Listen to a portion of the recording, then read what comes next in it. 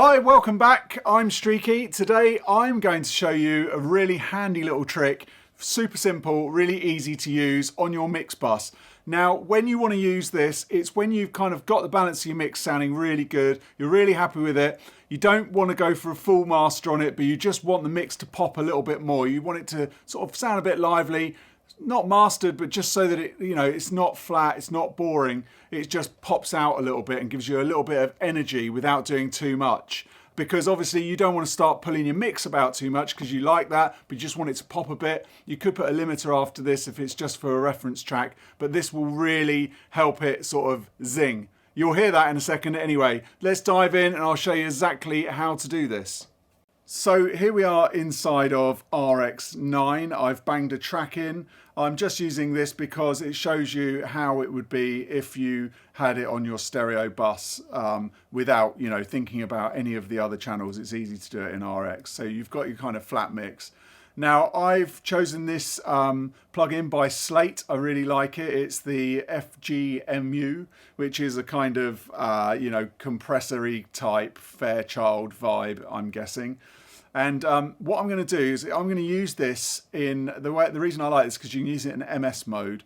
So let's just set this up. I'll show you how to set this up. If you're not using Slate plugins, you should really, because they're cheap as chips and you get loads and loads of different types of stuff.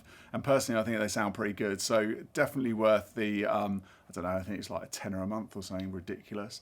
So grab this EQ. First of all, get the standard glue setting up. Then go to the left-hand side and make sure the meters are selected in gain reduction, GR.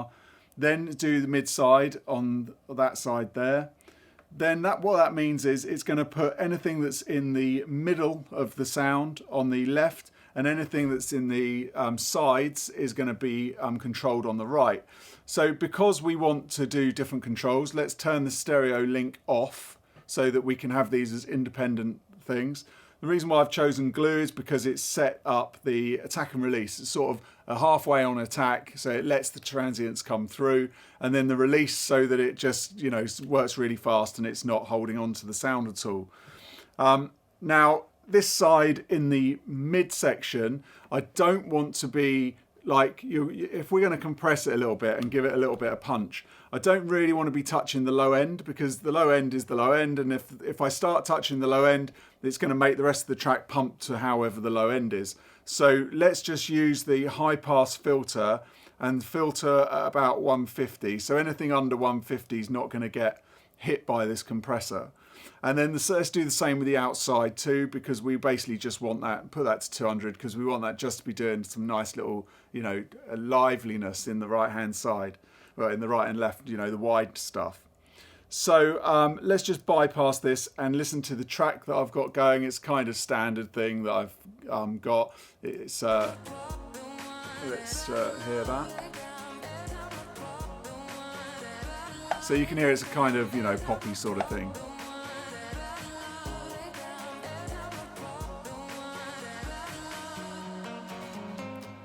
Okay, so that's enough of that. And so what we want to do, these meters are moving far too much at the moment.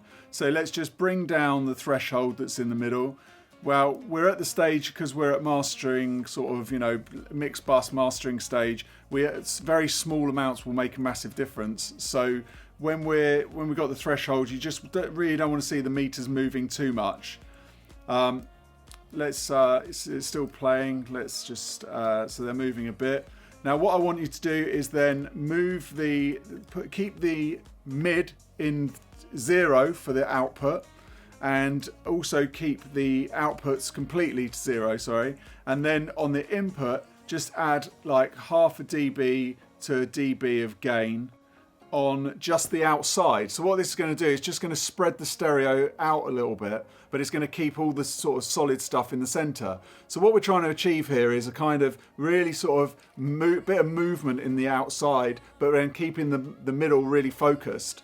And so that's all this is going to do, and it's very, very simple. So we're just going to open that up by a dB, so it's just bringing that out by a dB, so it's really spreading it out. dB, not a lot. and then we're just leaving the kind of mids, and we're just going to play with the thresholds until we hear that it's moving, but not too much. We don't want it to suck, we just want it to kind of move so that it's really even. So I'll play with that, watch the screen, and I'll show you how that's working.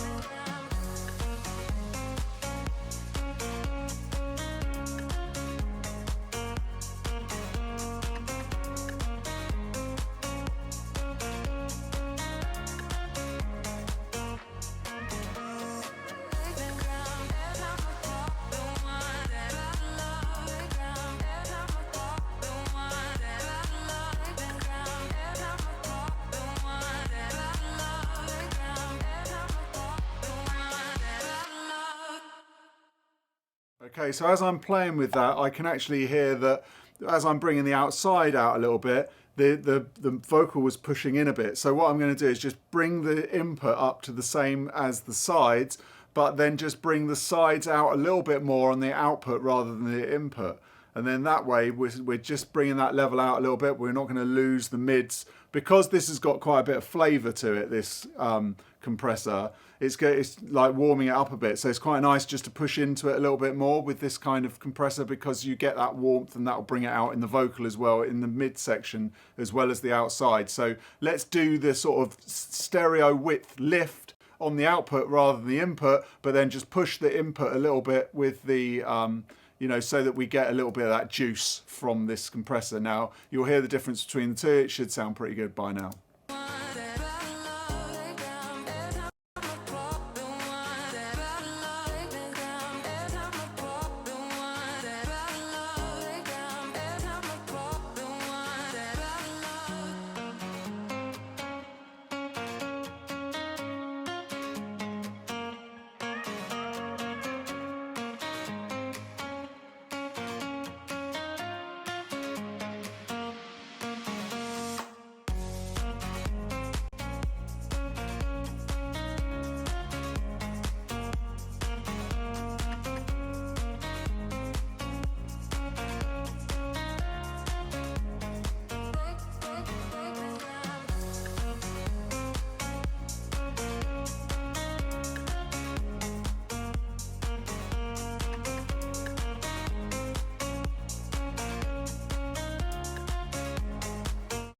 And there you have it, you see. So you can hear this massive difference, but it's a very small amount. I mean, mainly we're just pushing into this a little bit with 0.5 dB on the mid and side, and then we're just leaving a little bit more, another 0.5 dB just on the outside, just to give it that extra lift. And you can hear how much it spreads the sound and also gives a nice bit of clarity and liveliness to the whole track without really doing too much. Smack this on your mix bus and it's going to sound superb, because it's not going to ruin the whole balance of the track. It's just going to make it a bit more lively and less flat. Now, if you like this video, please press the like button and subscribe to the channel. And I always do stuff like this and reviews. If you want to see any other tips and tricks, then don't forget to watch the rest of my videos, and I'll see you next time. Thanks for watching. Bye.